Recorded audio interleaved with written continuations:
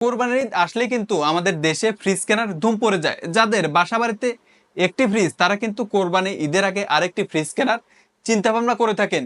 আবার এমন অনেক সময় দেখা গেছে যে একটি ফ্রিজ কিনে তারা ফ্রিজের নানা রকম অসুবিধায় ভুগছে। এর জন্য কিন্তু কোরবানির ঈদের আগে ফ্রিজ কেনার কথা ভেবে থাকেন। এর কারণ হলো এই কোরবানি ঈদকে উদ্দেশ্য করেই কিন্তু ফ্রিজ কোম্পানিরা নানান রকম ডিসকাউন্ট কিন্তু দিয়ে থাকে। অনেকে আছেন যারা অফারে ফ্রিজ কিনে ফ্রিজের সার্ভিস নেয় বেশ অসন্তুষ্ট।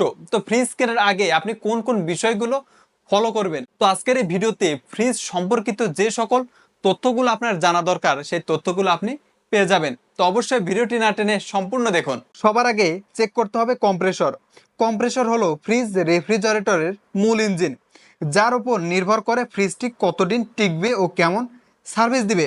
আপনার ফ্রিজের কম্প্রেসর যদি খারাপ মানের হয়ে থাকে তাহলে এটা দৈনন্দিন জীবনে বিড়ম্বনায় ফেলবে, বিদ্যুৎ খরচও বাড়বে। ফ্রিজের কম্প্রেসর যত উন্নত হবে বুঝতে হবে ফ্রিজটি তত ভালো। দ্বিতীয়তে আপনাকে যে বিষয়টি ফলো করতে হবে সেটি হচ্ছে বিদ্যুৎ সাশ্রয় কিনা। বিদ্যুৎ সাশ্রয়ী ফ্রিজগুলো যেমন পরিবেশ বান্ধব, তেমনি আপনার মাসিক বিদ্যুৎ বিলের পরিমাণও কমিয়ে আনবে। ফ্রিজ বিদ্যুৎ সাশ্রয়ী কিনা তা নির্ভর করে ফ্রিজের মানের উপর। কিন্তু তা কিভাবে বুঝবেন? ফ্রিজের গায়ে যদি একটি নির্দিষ্ট জায়গায় স্টার চিহ্ন দেওয়া থাকে তাহলে বুঝতে হবে ফ্রিজটি বিদ্যুৎ সাশ্রয়ী। ফ্রিজ কিনতে যাওয়ার আগে সবচেয়ে বেশি যে বিষয়টি নিয়ে দ্বিধাদ্বন্দ্বে পড়ে যান সেটি হচ্ছে ফ্রস্ট নাকি নন ফ্রস্ট। তো ফ্রস্ট এবং নন ফ্রস্টের পার্থক্যটা কি? ফ্রিজের ভেতরে সংরক্ষিত খাবারে যদি বরফ জমে যায় তখন সেটা ফ্রস্ট ফ্রিজ। অন্যদিকে যে ফ্রিজের ভেতরে সংরক্ষিত খাবারে বরফ না জমে তাকে বলে নন ফ্রস্ট। নন ফ্রস্ট ফ্রিজে অনেক বিদ্যুৎ খরচ হয়, কারেন্ট চলে গেলে খাবার 2 থেকে 3 ঘন্টার বেশি ভালো থাকে না। অন্যদিকে বিদ্যুৎ না থাকলেও আবার কয়েক ঘন্টা ভালো রাখে ফ্রস্ট ফ্রিজ। একটা বিষয় আপনাকে মাথায় রাখতে হবে সেটি হচ্ছে আপনি যদি নন ফ্রস্ট ফ্রিজ কিনে থাকেন তাহলে কিন্তু আপনার বিদ্যুতের একটু খরচ বাড়তে পারে। নন ফ্রস্টের বিপরীতে কিন্তু ফ্রস্ট, এর মানে হলো ফ্রস্ট ফ্রিজে বিদ্যুৎ সাশ্রয় অনেক বেশি হবে। এর পরবর্তীতে আপনাদেরকে যে বিষয়টি ফলো রাখতে হবে সেটি হচ্ছে ন্যানো হেলথ কেয়ার টেকনোলজি।